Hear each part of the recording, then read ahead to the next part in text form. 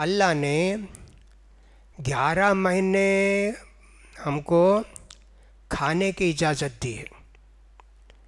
3 time کھاؤ، 4 time کھاؤ ایک دن میں.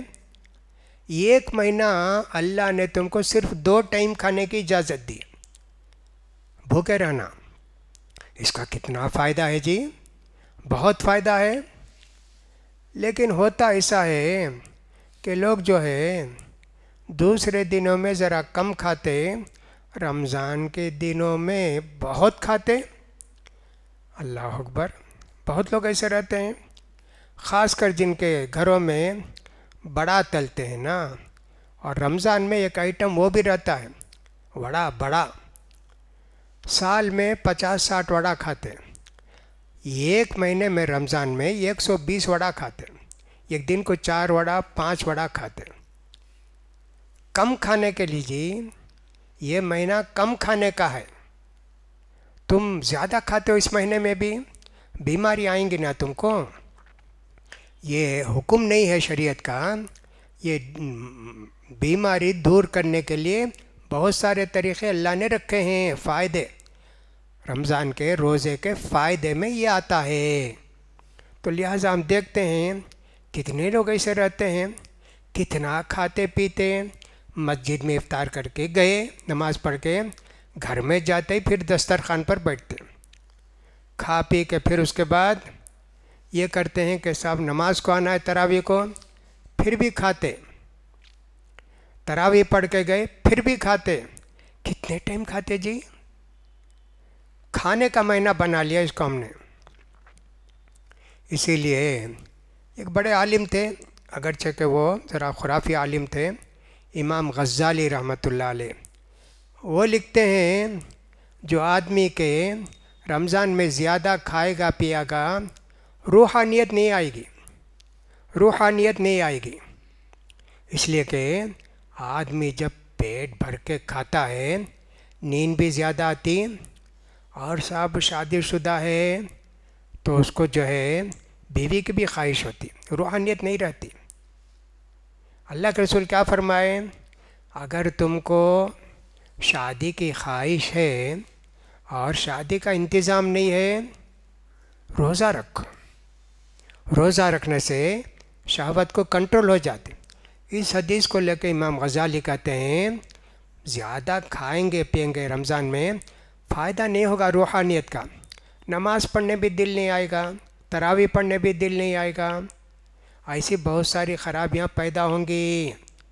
تو میں کہتا ہوں کہ 11 مہینے کھانے کے ہیں اور رمضان کا مہینہ بھوکے رہنے کا ہے. بھوکے رہنے کا مطلب یہ کہ صرف 2 ٹائم کھانا، 14.5-15 گھنٹے تک بھوکے رہنا. یہی حکمت ہے بیماریوں کو دور کرنے کی اور صحت مند زندگی گزارنے کی. بہت اچھی بات ہے، کرنا چاہیے.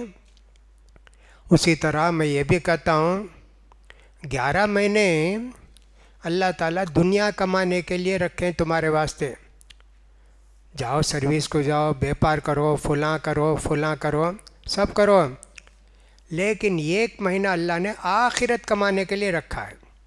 رمضان کا مہینہ جی، زیادہ نیکی، زیادہ نیکی. موسم بہار نیکیوں کا، موسم بہار. خوب ذکر کرو، تلاوت کرو، ایسا کرو. رمضان کے مہینے میں بہت سارے لوگ قرآن پڑھتے، پڑھنا چاہیے. امام مالک رحمۃ اللہ علیہ بھی 11 مہینہ حدیث پڑھاتے تھے. رمضان شروع ہوتے ہی بولتے یہ رمضان قرآن کا مہینہ ہے، اب میں قرآن پڑھوں گا، تم لوگ بھی قرآن پڑھو. اپنے شاگردوں سے کہتے قرآن جی پڑھتے بہت سارے لوگ. بعض لوگ رمضان میں 10 مرتبہ قرآن ختم کر دیتے، جائز ہے. اللہ کے رسول صلی اللہ علیہ وسلم نے فرمایا جو آدمی کے 3 دن سے پہلے قرآن ختم کر دیا وہ قرآن سمجھا نہیں، قرآن کا حق ادا نہیں کیا، بولے اللہ کے رسول صلی اللہ علیہ وسلم. لیکن بہت سارے صحابہ کرام کے تعلق سے آتا ہے کہ صاحب وہ 1 دن میں قرآن ختم کرتے، 30 دن میں 30 قرآن ختم کرتے. اور آخری دنوں میں رات میں قرآن ختم کرتے، دن میں قرآن ختم کرتے۔ حضرت عثمان رضی اللہ تعالیٰ عنہ تعلق سے یہی بات آتی ہے، بہت سارے صحابہ کہتے تھے، جبکہ اللہ کے رسول صلی اللہ علیہ وسلم نے فرمایا 3 دن سے پہلے قرآن ختم نہیں کرنا۔ عبداللہ بن عمرو بن عاص وہ جو ہے بہت تہجد گزار، پوری رات تہجد اور قرآن ختم کرتے تھے۔ اللہ کے رسول نے ان کو بلا کے کہا نہیں جی 3 دن سے پہلے قرآن ختم نہیں کرنا۔ اب اللہ کے رسول تو ایسے فرماتے ہیں، صحابہ کا عمل، تابعین کا عمل، بہت سارے علماء کا عمل ایسا تھا، ایک دن میں ایک قرآن، نہیں تو ایک رات میں ایک قرآن، دن میں قرآن، 60 قرآن جی ختم کر سکتے کیا؟ پتہ نہیں ان کے وقت میں کیسی برکت تھی۔ اور وہ کیا بولتے ہیں کہ 11 مہینے ہیں نا، ان دنوں میں 3 دن سے پہلے قرآن ختم نہیں کرنا۔ رمضان میں ہر نیکی کا ثواب بڑھا دیا جاتا ہے، ہر نیکی کرنے کی خواہش ہو جاتی ہے۔ رمضان کے بعد تو 3 دن کا حکم نہیں ہے، 3 دن کا حکم نہیں ہے، جتنا کرو کرو۔ وہ تبلیغی جماعت کی کتابوں میں لکھا ہے ہماری عورتیں رمضان میں 120 قرآن ختم کر دیتی، سبحان اللہ۔ عورتیں جی کیا تیاری ہے دیکھو، اللہ عالم کیسے ختم کرتی ہیں معلوم نہیں، کیا پڑھتی ہیں شاید، جیسے بسم اللہ الرحمن الرحیم کو 786 لکھ دیتے نا، ویسے کہتے بھی نمبر ڈال کے پڑھ لیتی رہیں گی، واللہ عالم۔ عورتیں ایسی پڑھتی بولے تو تعجب ہے نا، ایسے کہتے ہیں۔ تو لہٰذا صحابہ پڑھتے تھے قرآن۔ شیخ بن باز رحمۃ اللہ علیہ نے بھی ایک مرتبہ ایک رات میں قرآن ختم کرنے کی کوشش کیے۔ عشاء کا وقت شروع ہوا، پڑھ لیے فوراً عشاء، تو رکعت سنت پڑھ لیے، پڑھے سحری تک پڑھے۔ کہا کہ بہت تکلیف ہے، نہیں ہو سکتا، بہت، اس لیے کہ پڑھتے آدمی تھک بھی جاتا ہے۔ ان لوگوں کو کیسی برکت تھی معلوم نہیں، صحابہ کرام کو رات میں ایک، دن میں ایک قرآن اتنا ختم کرتے تھے۔ تو یہ قرآن کا بھی مہینہ ہے، اس میں ہم کو قرآن بھی زیادہ سے زیادہ پڑھنا چاہیے۔ اب کچھ عورتیں رہتی ہیں، وہ کیا کرتی ہیں، نمک ڈالے نہیں ڈالے سالن میں، چکر دیکھتی ہیں۔ ہاں، چکر دیکھنے سے روزہ نہیں ٹوٹتا، تھوک دینا چاہیے۔ چکے ہاں نمک ہے، تھوک دیے، ہاں نمک نہیں ہے، نمک ڈال دیے، اس کی بھی اجازت ہے شریعت کے اندر۔ بہت سارے مسائل علماء لکھے ہیں، کسی کا منہ کھلا تھا، مکھی گھس گئی، چلے گئی پیٹ کے اندر، کہا کہ صاحب روزہ نہیں ٹوٹتا۔ کوئی آٹے کی مشین ہے، وہ آٹا پیس رہا ہے، اس کے منہ میں بھی آٹا جاتا ہے، اس کو کیا معلوم، وہ بھی گیا نا تھوڑا آٹا، صاحب نہیں، اس کا بھی روزہ نہیں ٹوٹتا۔ بعض مرتبہ ایسے ہوتا ہے، سحری وغیرہ کھائے جی، کھانے کے بعد دانت میں کچھ رہ گیا، گوشت کا کچھ ریشہ رہ گیا، اب وہ آدمی پریشان رہتا ہے، روزہ شروع ہو گیا، فجر کی نماز پڑھا تو دیکھا دانت میں ہے، اگر وہ نگل لیا، کہا روزہ نہیں ٹوٹتا۔ اس کو لکھا ہے فقہ کی کتابوں میں، ایک چنے کے برابر کھایا تو روزہ ٹوٹتا، اس سے کم اگر ہے تو روزہ نہیں ٹوٹتا۔ فقہ کی کتابوں میں لکھا ہے، یہ حدیث میں نہیں آیا۔ ایسے بہت سارے مسائل لکھے ہیں۔ نوجوانوں کے لیے میں نے یہ کہا کہ صاحب اگر آدمی کو احتلام ہو جائے تو اس کا روزہ نہیں ٹوٹتا، لیکن اگر کوئی آدمی غلط طریقے سے منی نکالا ہاتھ کے ذریعے، اس کا روزہ ٹوٹ جاتا ہے کیا؟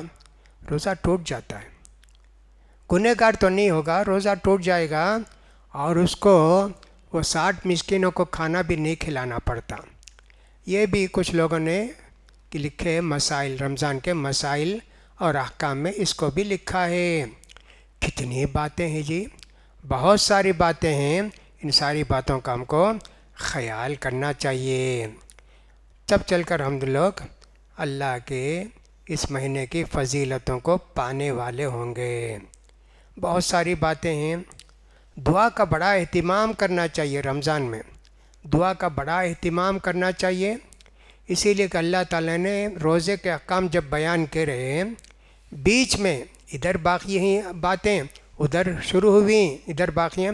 وَإِذَا سَأَلَكَ عِبَادِي عَنِّي فَإِنِّي قَرِيب، اگر تم سے پوچھے میرے بندے میں کہاں ہوں، دور ہوں یا نزدیک ہوں، میں بہت نزدیک ہوں۔ اجیب دعوت الداع، دعا کرنے والے کی دعا کو میں قبول کرتا ہوں۔ فَلْيَسْتَجِيبُوا لِي وَلْيُؤْمِنُوا بِي لَعَلَّهُمْ يَرْشُدُونَ، ان کو میری بات ماننا چاہیے، میرے حکم پر چلنا چاہیے۔ کوئی آدمی حرام کھا کے دعا کرے گا تو اس کی دعا قبول نہیں ہوتی ہے نا۔ حدیث میں تو آیا، اللہ کے رسول نے فرمایا، ایک آدمی سفر پر نکلتا ہے اور صاحب اپنا ہوش و حواس نہیں ہے، اللہ کی طرف پورا میلان اس کا ہے، پراگندہ بال ہیں، کپڑے میلے ہیں، ہاتھ اٹھا کے دعا کرتا ہے، سفر کی حالت میں ہے، مسافر کی دعا قبول ہوتی ہے، ہاتھ اٹھا کر دعا کرے تو اللہ تعالیٰ ان ہاتھوں کو خالی نہیں پھیرتا، لیکن یا رب دعا کرتا ہے۔ اللہ کے رسول نے فرمایا اس کی دعا کیسے قبول ہوگی؟ اس کا کھانا حرام کا، پینا حرام کا، اس کا ڈریس حرام کا۔ معلوم یہ ہوا کہ حرام کھانے والے کی دعا اللہ قبول نہیں کرتا۔ ایسی بہت ساری باتیں رمضان کے احکام اور مسائل کے اندر بیان کیے گئے ہیں۔ اب یہاں رمضان کا استقبال مہمان ہے، ہر مہینہ 11 مہینے کے بعد آتا۔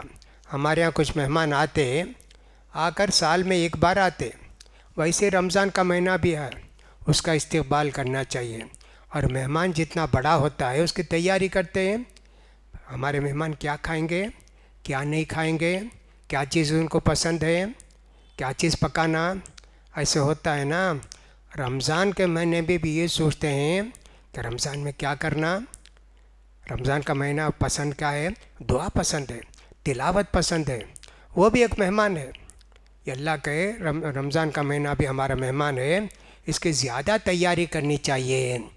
لیکن عام طور پر مسلمان جو تیاری کرتے ہیں وہ یہ کہ رمضان آنے سے ایک ہفتہ پہلے وہ اپنا رسوئی گھر دیکھتے ہیں، دال کتنی ہے، پاپڑ کتنا ہے، چاول کتنا ہے، فلاں کتنا ہے، پورا بھرا رہتا کچن، اس کا پیٹ بھی بھرا رہتا ہے بعد میں۔ یہ تیاری نہیں ہوتی ہے جی، پلاننگ کرو رمضان میں کس ٹائم میں ہم کیا کام کریں۔ ہمارے کتنے بھائی ایسے رہتے ہیں IT وغیرہ میں کام کرتے ہیں، چھٹی نہیں لیتے، آخری عشرے میں اعتکاف کو بیٹھنا ہے، اعتکاف کو بیٹھتے ہیں، وہ بھی ایک بہت بڑا ثواب کا کام ہے، اعتکاف کو بیٹھنا۔ اچھے خاصے انجینئر وغیرہ ایسے رہتے ہیں ماشاءاللہ، ان کا ایمان اتنا مضبوط رہتا ہے، نیکی کے کام تلاش میں رہتے ہیں، کون سی نیکی کریں، کیا کریں، تو ایسی ضرورت میں ایسا ہوتا ہے۔ یہ چند باتیں تھیں، ابھی تو اذان ہونے والی ہے، اذان ہونے کے بعد 8:15 بجے نماز بتا رہے ہیں۔ اگر کوئی سوال ہے تو انشاءاللہ اذان کے بعد آپ کے سوال کا جواب دینے کی کوشش کریں گے۔ اللہ سے دعا ہے کہ اللہ تعالیٰ آنے والے رمضان کی قدر کرنے کی ہم سب کو توفیق دے، اس کا حق ادا کرنے کی توفیق نصیب فرمائے، تراویح کا اہتمام کرنے کی، روزہ رکھنے کی، تلاوت کی، ذکر و اذکار کی، دعا کہ اللہ تعالیٰ ہم کو زیادہ سے زیادہ توفیق نصیب فرمائے۔ اللہ ہمارے نماز روزوں کو قبول فرمائے اور ہماری گردنوں کو جہنم سے آزاد کرے۔ اللہ تعالیٰ جنت کے دروازے ہمارے لیے کھول دے، رمضان میں بھی، رمضان کے بعد بھی، اور اللہ تعالیٰ رمضان کا حق ادا کرنے کی توفیق نصیب فرمائے۔ وآخر دعوانا الحمدللہ رب العالمین۔